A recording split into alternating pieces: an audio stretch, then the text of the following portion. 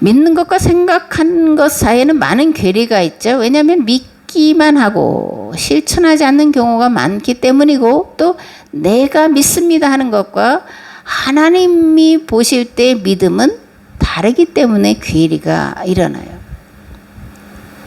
믿는 것을 실천하지 않으면 생각으로 그칠 수가 있습니다. 그러므로 믿음에는 반드시 실천이 동반되어야 되고, 이 믿음은 하나님으로부터 주어지는, 특별히 성경에서 말씀하시는 그 하나님을 믿는 믿음이어야 한다는 것을 우리가 분명하게 인식을 해야 합니다. 하나님이 모든 것을 주관하시죠. 그런데 하나님 모든 것을 주관하신다고 생각하는 것과 불가능한 현실 앞에서 진짜 하나님이 주관하신다라는 것을 믿고 행동하는 것은 다른 차원의 이야기예요. 진짜 믿음은 하나님이 살아계시고 모든 역사를 주관하시고, 또 하나님이 역사를 주관하시는 그 방법은 하나님을 신실히 믿고 하나님이 원하시는 이 땅의 거룩한 나라, 이 땅의 하나님 나라를 이루고자 하는 자를 통해서 일하신다라는 것을 믿고 행할 때에 하나님께서 그 믿음 있는 자를 통해서 세상을 변화시키는 일을 행하시는 줄을 믿습니다. 아멘. 야고보는 이렇게 말합니다. 너희는 말씀을 행하는 자가 되고 듣기만 하여 자신을 속이는 자가 되지 말라. 이와 같이 행함이 없는 믿음은 그 자체가 죽은 것이라. 네가 보거니와 믿음이 그의 행함과 함께 일하고 행함으로 믿음이 온전하게 되었느니라.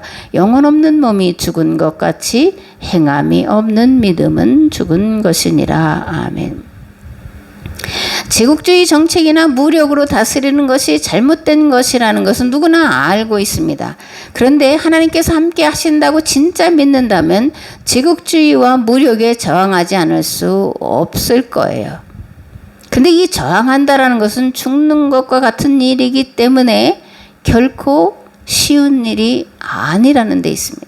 그러나 다니엘서 기자는 하나님이 우리와 함께 하시니 두려워 말고 맞서 싸우라, 이렇게 두려움 가운데 있는 유대인들을 뒤에서 격려하고 독려하고 지지하고 나가도록 힘을 불어넣고 있음을 볼 수가 있습니다. 아멘.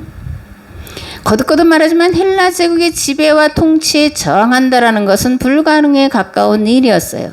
그런데 느부갓네살의 두 번째 꿈 이야기를 통해서 느부갓네살이 전적으로 하나님의 손에 있었던 것처럼 안티오쿠스 역시 하나님의 손에 있다라고 선언을 하고, 하나님이 우리와 함께 계시다라는 것을 믿고 맞서 싸워라, 저항하라, 이렇게 독려를 했고, 이 독려를 따라서 수많은 유대인들이 믿음으로 나갔지만 죽었습니다.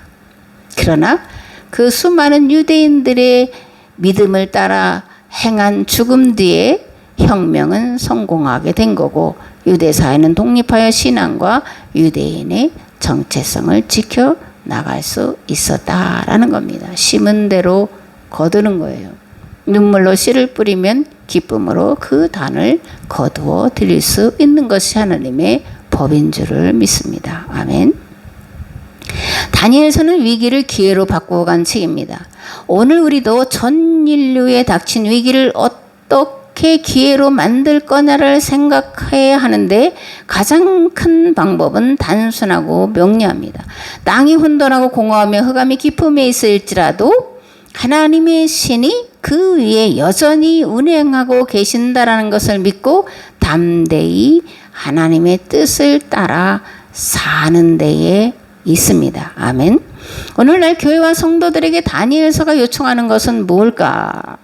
27절에 보면 공의를 행해야 한다, 이렇게 말합니다. 부채를 탕감해주고 가난한 자를 긍휼히 여기는 것, 즉 율법의 핵심 주제인 면제년과 희년을 지키라고 요청을 하고 있습니다. 아멘.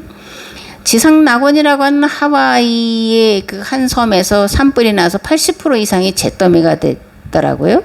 그리고 80명의 사상자와 1000여 명의 실종자가 발생했다라고 하는 것을 보도를 통해서 들었을 거예요.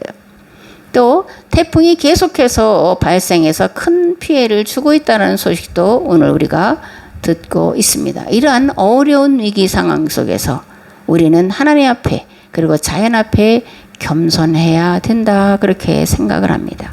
그리고 하나님 앞에 엎드려 철저히 회개하고 하나님께로 말씀으로 하나님의 뜻으로 돌이키는 일을 행해야 한다 이렇게 생각을 합니다.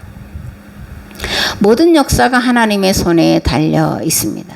교회와 성도는 하나님이 함께 하심을 믿고 이 세대의 형통을 위해 수고하고 헌신해야 됩니다.